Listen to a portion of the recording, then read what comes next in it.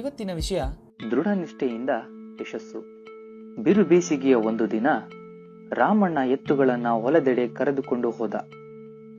ಬರಗಾಲ ಅದೆಷ್ಟು ಭೀಕರವಾಗಿತ್ತೆಂದರೆ ನೀರಿಗೂ ದುಸ್ತರವಾಗಿತ್ತು. ಹೊಲದಲ್ಲಿ ಬಾವಿ ತೋಡಿ ನೀರು ಪಡೆಯಲೇಬೇಕೆಂದು ರಾಮಣ್ಣ ಸಂಕಲ್ಪಿಸಿದ. ಆಳುಗಳಿಲ್ಲದೆ ಕೆಲಸ ಆರಂಭಿಸಿದ.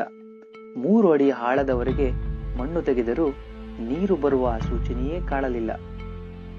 ಬೇಸರವಾಗಿ ಅಲ್ಲಿ ಅಗೆಯುವುದನ್ನ ನಿಲ್ಲಿಸಿದ.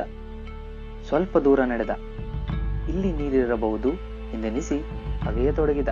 ಅಲ್ಲಿಯೂ ಸಹ ನೀರು ಸಿಗಲಿಲ್ಲ. ಹೀಗೆಯೇ ಸ್ಥಳ ಬದಲಾಯಿಸುತ್ತಾ 5-6 ಕಡೆ ಯತ್ನಿಸಿದ. ಆದರೆ ಫಲಿತಾಂಶ ಮಾತ್ರ ಶೂನ್ಯ. ಹತಾಶನಾಗಿ ಅಳತೊಡಗಿದ. ಇದನ್ನು ಕಂಡ ಪಕ್ಕದ ಹೊಲದ ಭೀಮಣ್ಣ ಕಾರಣ ಕೇಳಿದಾಗ ರಾಮಣ್ಣ ತನ್ನೆಲ್ಲಾ ವ್ಯಥೆ ಹೇಳಿಕೊಂಡ. ಎಲ್ಲಿ ನಿನ್ನ ಬಾವಿ ತೋರಿಸು ಎಂದ ಭೀಮಣ್ಣ. ರಾಮಣ್ಣ 4 ಕಡೆ ತಾನು ಅಗೆದದ್ದನ್ನ ತೋರಿಸಿ, ನೋಡು, ಇಷ್ಟೊಂದು ಯತ್ನಿಸಿದರೂ ಫಲಿತಾಂಶ ಶೂನ್ಯ ಎಂದು ಮತ್ತೆ ಅಳತೊಡಗಿದ. ಅದಕ್ಕೆ ಭೀಮಣ್ಣ, ನೋಡಯ್ಯ, ನೀನು ಇಷ್ಟು ಶ್ರಮ ಪಟ್ಟಿದ್ದೇನೋ ನಿಜ, ಆದ್ರೆ ತೋಡುವಾಗ ಸ್ವಲ್ಪವಾದ್ರೂ ಯೋಚಿಸಿದೀಯಾ? ಇಲ್ಲ.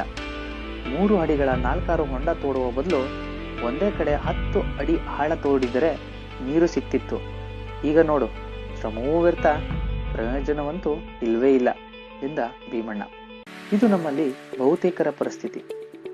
ಜೀವನದ ಸಾಫಲ್ಯಕ್ಕಾಗಿ 10-6 ಕಡೆ ಸುತ್ತುತ್ತೇವೆ. ಯಾವುದೋ ಪ್ರಯತ್ನ ಮಾಡುತ್ತೇವೆ. ಯಾವುದೋ ಫಲ ಕೊಡದಿದ್ದಾಗ ಹತಾಶರಾಗಿ ಬಿಡುತ್ತೇವೆ.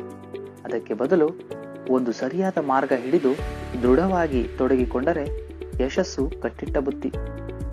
ಆದರೆ ಶ್ರಮ ಬೇಸರದ ನೆಪವೊಡ್ಡಿಯೋ ಯಾರೋ ಹೇಳಿದರೆಂದು ಹಿಡಿದ ಕೆಲಸವನ್ನ ಬಿಡಬಾರದು. ದೃಢ ನಿಷ್ಠೆಯಿಂದ ಯಶಸ್ಸು ನಮಗೆ ಕಟ್ಟಿಟ್ಟ ಬುತ್ತಿ.